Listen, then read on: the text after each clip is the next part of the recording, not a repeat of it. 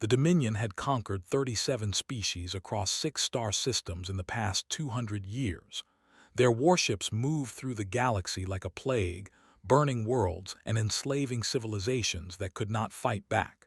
They had never known defeat. They had never known fear. And now they had turned their hungry eyes toward a small blue planet called Earth. Admiral stood before the United Earth Council in the underground bunker beneath Geneva. She was 63 years old with silver hair and eyes that had seen too many good soldiers die in battles they could not win. The holographic display behind her showed the destruction of humanity's fleet at Saturn. 200 ships reduced to burning wreckage in less than 4 hours. They had not even considered it a real battle. The council members sat in heavy silence. Some of them had tears in their eyes. Others looked like they had already accepted death. Earth's defenses were gone. The colonies on Mars and Titan had been reduced to ash. 12 million humans had died in the past month alone, and the invasion fleet was now staging near Jupiter, preparing for the final assault. Let them sit with their despair for a moment before she spoke. "The is ready," she said quietly. The room went still. Most of the council members did not know what that name meant, but 3 of them did. Those 3 sat up, and something that might have been hope flickered in their eyes. "What is the?" asked Director Hammond, the youngest member of the council. Touched a control on her wrist and the holographic display changed. It showed a ship unlike anything the council had ever seen. It was 2 kilometers long, shaped like a blade made of pure darkness. There were no visible weapons, no engine ports, no windows. It looked less like a warship and more like a piece of the void itself given physical form. 15 years ago, we began construction of a vessel designed for one purpose, explained. Not to fight wars, but to end them. That was built in secret beneath the ice of Europa. No alien intelligence has ever detected it. No human outside the project has ever seen it. Until now. She paused and looked at each council member in turn. This ship carries weapons that do not officially exist. It uses propulsion systems that leave no signature of any kind. It is invisible to every form of detection known to any species in this galaxy. And it is crewed by 200 men and women who have trained their entire lives for this moment. Director Hammond leaned forward. One ship against 800 warships. Admiral, with respect, that is suicide. Smiled, and there was something cold in that smile. That does not engage enemy fleets, Director. It does not exchange fire or conduct battle maneuvers. It simply arrives, and then everything in its path ceases to exist. There is no fight. There is no struggle. There is only silence and then death. 3 hours later, Captain Cole stood in the command center of the UES as it prepared to launch. He was 42 years old with brown hair going gray at the temples and a calm face that revealed nothing of the storm inside him. He had commanded ships in 3 colonial wars. He had lost friends and killed enemies and done things that kept him awake at night. But nothing in his past had prepared him for what he was about to do. His senior officers gathered around the central display. Commander Lisa Grant was his second in command, a woman of 38 with sharp eyes and sharper instincts. Lieutenant handled weapons, a young man who had never fired a shot in actual combat but who understood the terrible systems of this ship better than anyone. Chief Engineer Sam Torres kept the impossible engines running, and Communications Officer Amy monitored every transmission within 10 million kilometers. "Final systems check complete," Sam reported. "All drives are operational. Stealth systems are at full capacity. We are ready to launch, Captain." Nodded slowly. He looked at each of his officers, memorizing their faces. They had all volunteered for this mission, knowing they could never speak of it to anyone. Their families thought they were on a deep space research assignment. The truth would go with them to their graves. "Before we launch," said, "I want you all to understand something. What we are about to do will never appear in any history book. There will be no medals for what happens today, no parades, no recognition of any kind. The galaxy will simply wake up tomorrow and discover that the invasion fleet has vanished. They will never know why. They will never know how, and they will never know about us." He paused, and his voice grew softer. "We are going to kill a lot of beings today. Beings who have families, who have hopes, who believe they are fighting for their own civilization. We will give them no chance to surrender, no chance to fight back, no chance to do anything except die. That is the nature of this mission, and I will not pretend it is glorious or honorable. It is necessary. That is the only justification I can offer." Lisa spoke up. "They have killed billions across dozens of worlds. They were going to do the same to Earth, to our families." "Yes," agreed. "And that is why we will do what we must. But let us not lie to ourselves about what we are becoming. We are not heroes today. We are executioners. We are the darkness that humanity has chosen to embrace so that the light can survive." The ship shuddered slightly as the launch clamps released. The rose through the ice of Europa, passing through tunnels that had been carved in secret over 15 years. When it emerged into open space, no sensor in the solar system registered its presence. To the universe, the simply did not exist. Watched the stars appear on the main display as they cleared Europa's frozen surface. Somewhere out there, 800 warships waited near Jupiter, confident in their power, certain of their victory. They had no idea that death was already moving toward them, silent and invisible and absolute. "Set course for the staging fleet," ordered. "Best speed. Maintain complete stealth protocols." "Course laid in," the helm officer responded. "Estimated arrival in 6 hours." Settled into his command chair and stared at the distant glow of Jupiter. In 6 hours, he would give orders that would end hundreds of thousands of lives. In 6 hours, he would become the most effective killer in human history, and no one would ever know his name. That was the price of survival. That was the burden the crew of the had chosen to carry. The black ship slipped through the void like a blade through silk, leaving no trace of its passage, carrying death toward an enemy that would never see it coming. Humanity's darkest secret was awake, and the galaxy would never be the same. The staging fleet hung in the darkness near Jupiter like a swarm of metal predators waiting to strike. 800 warships arranged in perfect formations, each one bristling with weapons that had burned civilizations to ash. Their hulls gleamed under the distant light of the sun, proud and terrible and absolutely certain of victory.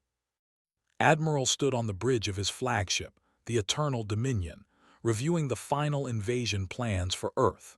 He was tall for with 4 eyes that could see in spectrums humans could not imagine and mandibles that clicked when he was pleased. He was very pleased right now. "The human fleet has been destroyed," his tactical officer reported. "Their colonies are burning. There has no significant defenses remaining. They are completely helpless." Let out a sound that served as laughter among his species. Pathetic creatures. They thought they could resist the Dominion with their primitive ships and their inferior technology. Now they will learn what happens to species that dare to stand against us. He turned to address his bridge crew. "In 3 days, we will descend upon Earth. We will burn their cities and enslave their population. Their world will become another jewel in the crown of the Dominion, and their species will serve us until they are no longer useful." The crew responded with sounds of approval. None of them noticed the shadow moving through the darkness beyond their sensor range. None of them felt the death approaching. The UES had arrived. Cole studied the enemy fleet on his tactical display. 800 ships, roughly 2 million soldiers and crew, the largest military force ever assembled in this region of space, and not a single one of them knew he was there. "All stations report ready," Lisa said from her position beside him. "Weapons are online. Stealth systems are holding. They have no idea we exist." Nodded slowly. He had spent the 6-hour journey preparing himself for this moment, but now that it was here, he felt strangely calm. The fear and doubt had burned away, leaving only cold purpose. He said quietly, "Explain to the crew what they are about to witness." Lieutenant stood at the weapons station, his young face pale but determined. He had studied this weapons systems for 3 years, but he had never used them on a living target. Today that would change. The primary weapon system is a focused quantum disruption field, explained, his voice steady despite the weight of his words. It destabilizes matter at the molecular level. When a target is hit, the bonds holding its atoms together simply come apart. There is no explosion, no flash, no heat. The target just dissolves into molecular dust in approximately zero point 0.3 seconds. He paused and swallowed hard. The crew of a targeted ship will not feel anything. They will not have time to be afraid. One moment they will be alive, and the next moment they will simply not exist anymore. It is fast, it is painless, and it is absolutely impossible to defend against. Looked around the bridge at his crew. He saw fear in some eyes, determination in others, and something that might have been horror in a few. They all understood what they were about to do. Begin targeting sequence, ordered, fire when ready. Turned back to his console and selected the first target, a destroyer on the outer edge of the formation. His finger hovered over the firing control for just a moment. Then he pressed it.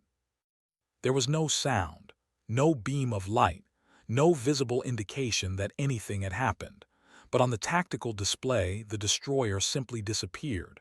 One moment it was there, a blip on the screen representing a ship with 300 crew members.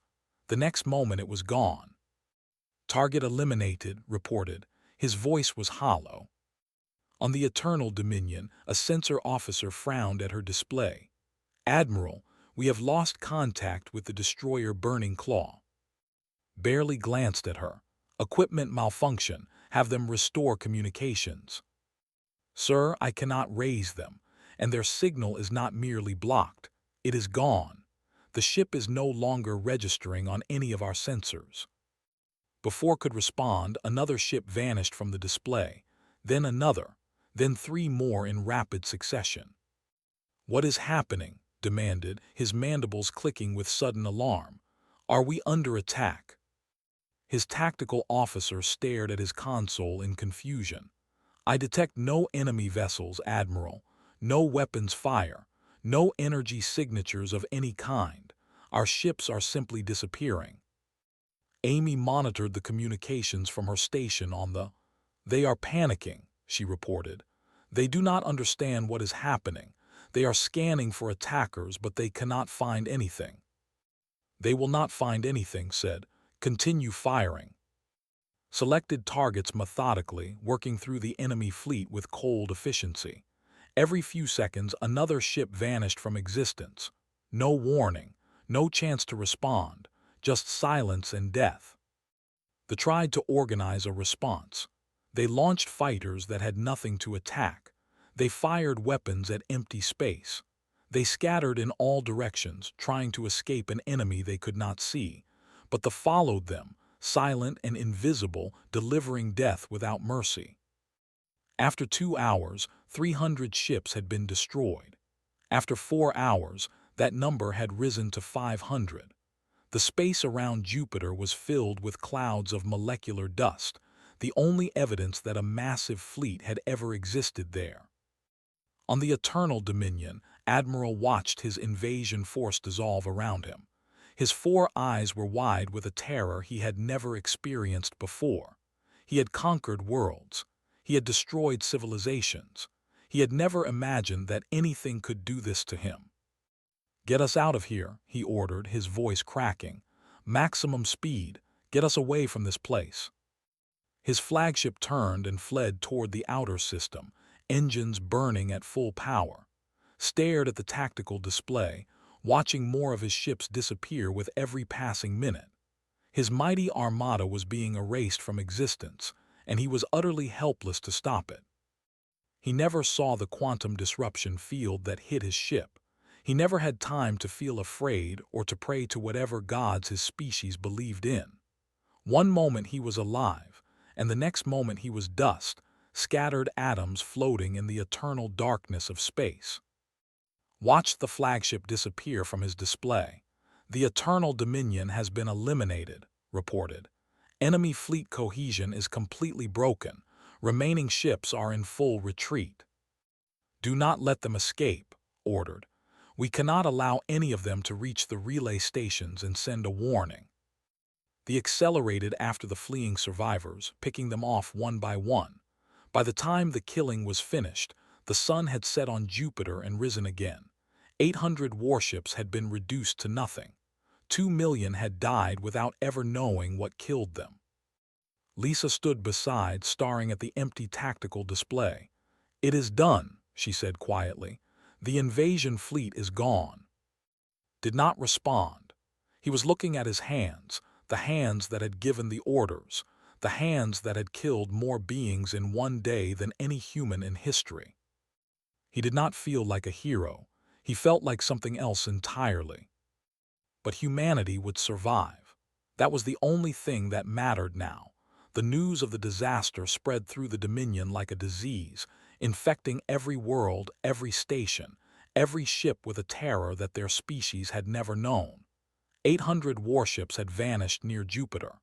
2 million soldiers and crew had simply ceased to exist, and no one could explain what had happened. High Commander convened an emergency council on Prime, the capital world of the Dominion. The greatest military minds of their civilization gathered in the war chamber, a massive hall carved from black stone where decisions that had shaped the galaxy had been made for centuries. They reviewed every piece of data from the Jupiter disaster, and they found nothing. "Our sensors detected no enemy vessels," the chief analyst reported, her voice trembling despite her efforts to remain calm. "No weapons fire, no energy signatures, no communications from our ships indicating they were under attack. One moment they were there, and the next moment they were simply gone." Stared at the holographic display showing the last known positions of the invasion fleet. His species had conquered 37 civilizations. They had broken empires and enslaved entire worlds. They were supposed to be the masters of this region of space, and yet something had destroyed their fleet without leaving a single trace. "The debris field is equally impossible," the analyst continued. "When we sent scout ships to investigate, they found no wreckage in the traditional sense. No hull fragments, no bodies, no damaged equipment, just clouds of molecular dust, as if our ships had been disassembled atom by atom." A murmur of fear ran through the assembled commanders. This was beyond their understanding. This was beyond anything they had ever encountered. "It was the humans," said finally. "It must have been." "That is impossible," another commander argued. "We destroyed their fleet at Saturn. They have no ships capable of doing this." "Then explain what happened," roared, slamming his clawed hand against the table. "Explain how a species we considered insignificant just erased the largest armada we have ever assembled. If it was not the humans, then what was it?" No one could answer, and that silence was more frightening than any enemy they had ever faced. Meanwhile, the UES had moved on to its next mission. A supply convoy of 300 vessels was transiting through the asteroid belt, carrying weapons and provisions that had been intended for the now-destroyed invasion fleet. These supplies would never reach Earth, but they could still reach other forces if they were allowed to continue. Cole stood on the bridge, studying the convoy's formation on his tactical display. He had not slept since Jupiter. Every time he closed his eyes, he saw the ships vanishing, thousands of lives ending with each pulse of the quantum weapon. He knew he could not afford to think about that. Not yet. Not until the mission was complete. "Captain, I am detecting civilian signals from some of those vessels," Amy reported from the communication station. "Family members of officers, non-combatants traveling with the convoy." Felt something tighten in his chest. He had known this moment would come eventually. War was never clean, never simple. There were always innocent people caught in the middle. "Can you identify which ships carry civilians?" he asked. Amy worked her console for several moments. "Approximately 40 vessels appear to be transport craft carrying non-military personnel. The remaining 260 are warships and military supply vessels. Made his decision quickly. Mark those 40 transports. We do not target them. We spare the civilians. Lisa raised an eyebrow. Sir, if we let them go, they will report what happened here. They will spread word of what we can do. Yes, agreed. That is exactly what I want. Let them witness what happens to those who threaten humanity. Let them carry that story back to there. Fear can be a more powerful weapon than any gun, and right now we need to be afraid. Began selecting targets, carefully avoiding the marked transports.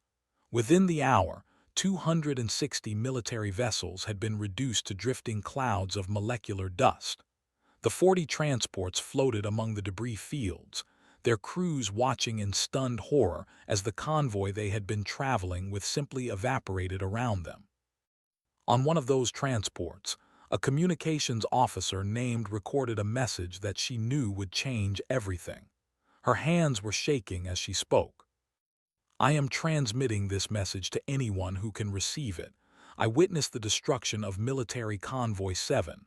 Our escort vessels were there one moment and gone the next.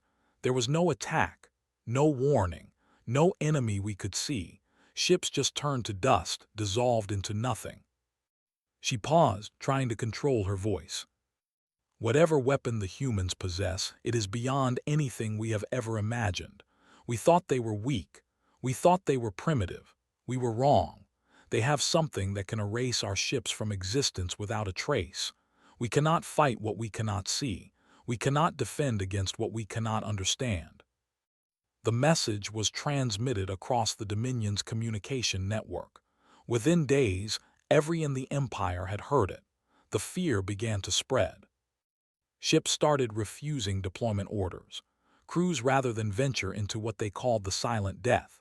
Military commanders argued about how to fight an enemy that seemed to strike from nowhere. Some believed it was a single ship. Others thought humanity had an entire fleet of invisible vessels.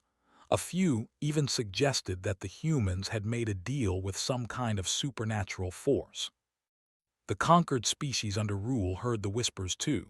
For the first time in generations, they began to hope. Stories spread of mysterious ships that could destroy their oppressors without warning. Some called them ghost vessels. Others called them the shadows of vengeance. Whatever they were, they represented something that the galaxy had not seen in a long time, a force capable of challenging the Dominion. On the crew continued their work with grim efficiency. They intercepted 3 more convoys over the following weeks. They destroyed a military staging area in the outer systems. They erased a weapons depot that had been thought impregnable. Each victory was silent, invisible, and absolute. But the toll on the crew was becoming apparent. Notice the distant look in his eyes, the way his hands trembled slightly when he activated the weapon systems. He saw how Lisa stared at the debris fields long after the killing was done. He heard Amy whispering prayers before each engagement, though she was not particularly religious. They were doing necessary work. They were saving humanity, but they were also becoming something that none of them had expected. One night, Sam Torres found alone in the engine room, staring at the gravity drive that made their impossible mission possible. Having trouble sleeping, Captain? Sam asked. Nodded slowly. Every time I close my eyes, I see them, the ships, the dust. I keep thinking about all those people who never knew what hit them. They woke up that morning thinking it was just another day, and then they were gone. Sam was quiet for a moment. My grandmother used to say that warriors carry the weight of every life they take. She said it was important to feel that weight, to never forget it, because the moment you stop feeling it is the moment you stop being human. Looked at his chief engineer. Does it help feeling the weight? No, Sam admitted, but maybe it keeps us from becoming something worse than what we are fighting. Considered those words as he walked back to his quarters. He did not know if Sam was right. He did not know if any of them would ever be able to live with what they had done. But he knew one thing for certain. Humanity was still alive, and they were learning to fear the darkness. Perhaps that was enough. Perhaps that had to be enough. The continued its silent war, and the galaxy trembled. 3 months had passed since this first engagement at Jupiter, and the Dominion was crumbling from the inside. Over 4,000 warships had been lost to the invisible enemy. Every fleet they assembled was destroyed before it could reach human space. Every convoy was intercepted. Every military installation in the outer systems was reduced to floating clouds of molecular dust. And still, they had never seen their attacker. The psychological impact was devastating. Soldiers who had once been proud conquerors now trembled at the thought of deployment. Ship crews abandoned their posts.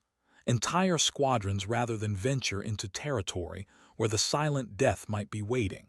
The military that had terrorized the galaxy for 200 years was being eaten alive by fear.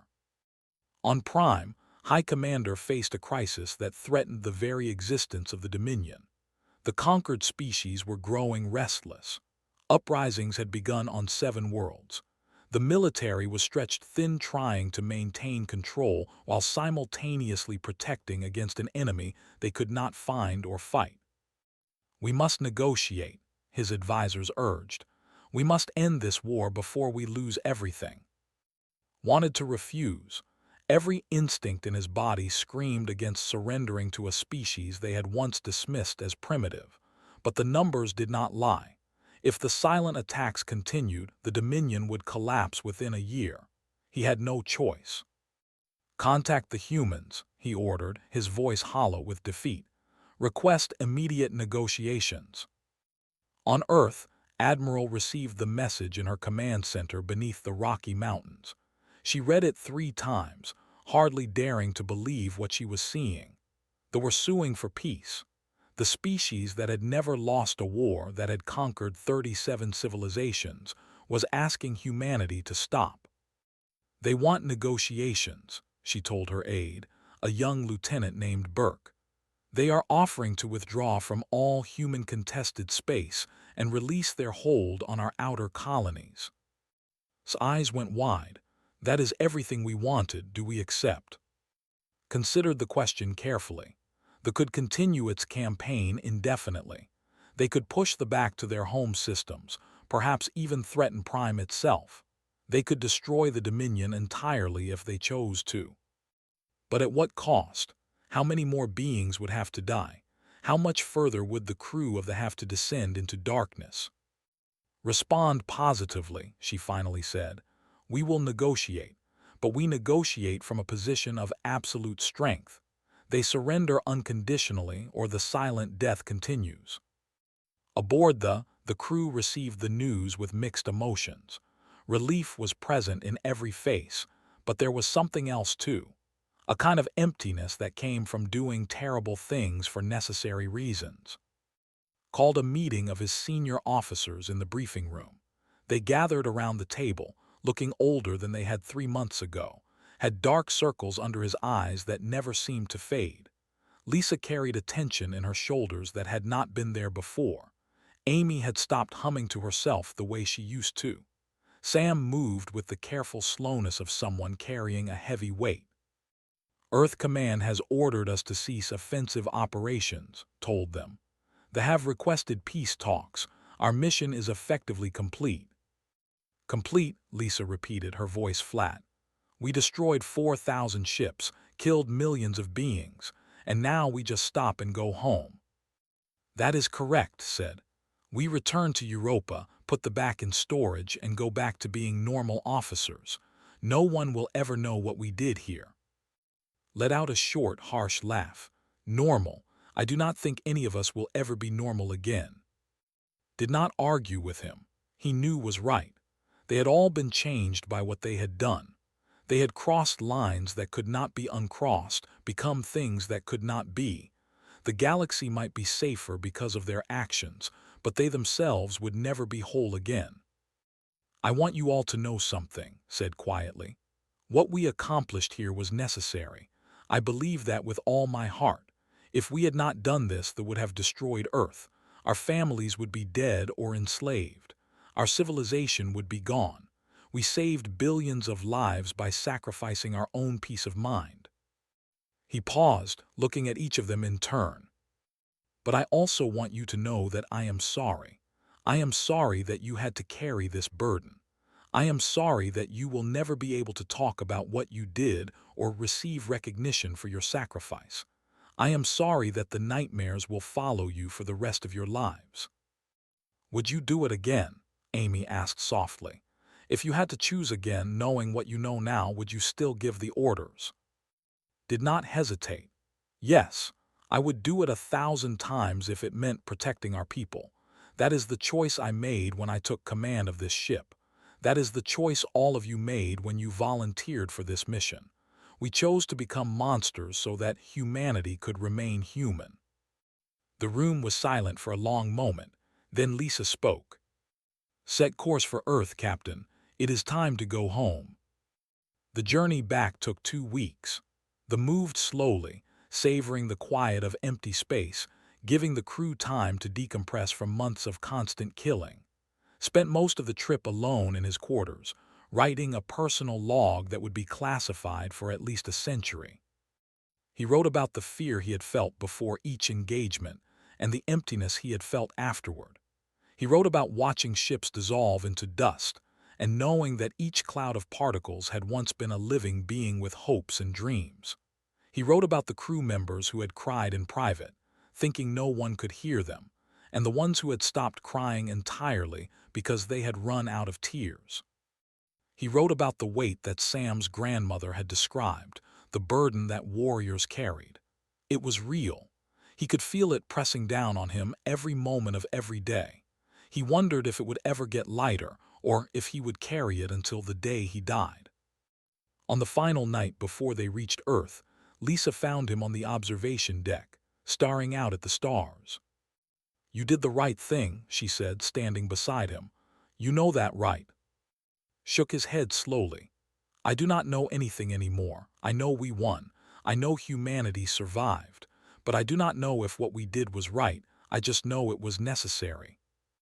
"Maybe that is the same thing," Lisa suggested. "Maybe," agreed. "Or maybe we just tell ourselves that so we can sleep at night."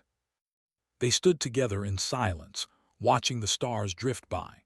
Somewhere behind them lay 4,000 ships worth of molecular dust, the remains of an empire that had terrorized the galaxy. Somewhere ahead lay Earth, the planet they had saved through methods that no history book would ever record. They were heroes who could never be celebrated. They were veterans of a war that officially never happened. They were the darkness that had protected the light.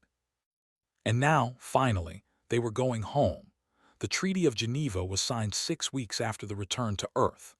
Diplomats from both species gathered in the rebuilt United Nations building, surrounded by cameras and reporters who believed they were witnessing the end of a conventional war. They had no idea that the conflict had been decided months ago by a single ship that most of them would never hear about. High Commander led the delegation. He walked into the chamber with his head held high, trying to maintain some dignity despite the crushing defeat his species had suffered. He had been chosen for this task because he was one of the few senior commanders still willing to face the humans. Most of his colleagues had resigned rather than admit they had been beaten by an enemy they could not even see. Admiral represented humanity.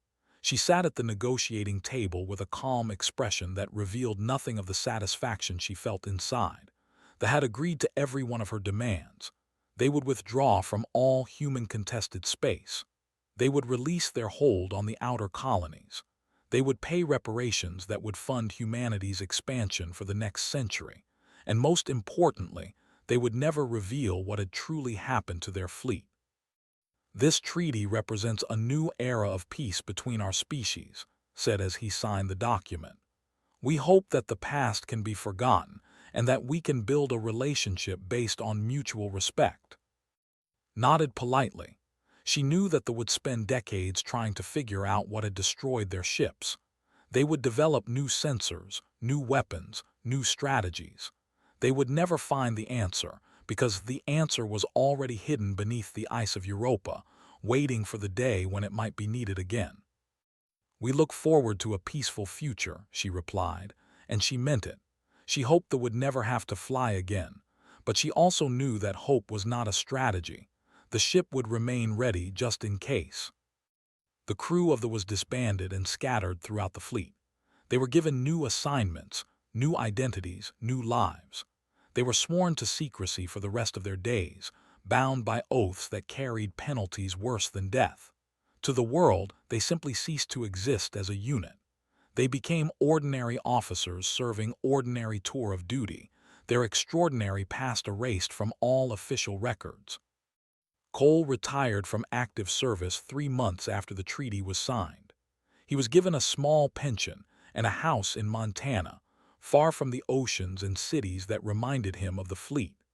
He spent his days working on the farm, fixing fences and tending animals, trying to fill the silence in his mind with simple physical labor. Sometimes Lisa Grant would visit him. She had taken a teaching position at the Naval Academy, training young officers who would never know what she had done. They would sit on his porch as the sun went down, sharing meals and memories, finding comfort in the presence of someone who understood. "Do you think they will ever need thee again?" Lisa asked him one evening. The mountains were turning purple in the fading light, and the air smelled of pine and distant rain. Watched a hawk circling in the sky, hunting something in the tall grass. "Probably. There is always another threat, another war, another enemy who thinks humanity is weak. And when that day comes, the will rise from the ice again, and whatever threatens us will simply vanish." "That should make me feel safer than it does." "It should not make you feel safe at all," replied. "Thee is not a symbol of hope or strength.